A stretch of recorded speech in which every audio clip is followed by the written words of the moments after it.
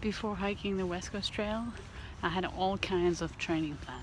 I was gonna train with a full pack up and down the mountains, and then the first time I put a full pack on in the spring, my knees began hurting within a couple of hours. I went to the physiotherapist, I did the exercises, but still my knees were sometimes hurting when I was going up and downstairs at work.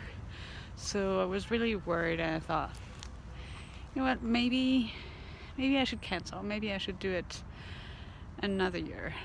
But I also know that my body responses to my brain's stress, and I didn't want to give it up entirely. So I sort of negotiated with myself, saying, well, you have days off, so let's go to Victoria and see how you feel.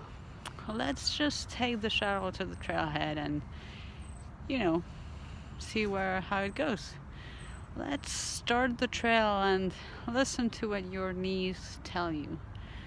Put on the knee braces, put on the pack, let's start. And worst that can happen is you walk a couple of hours and then you turn back and you just take the boat across the Gordon River again.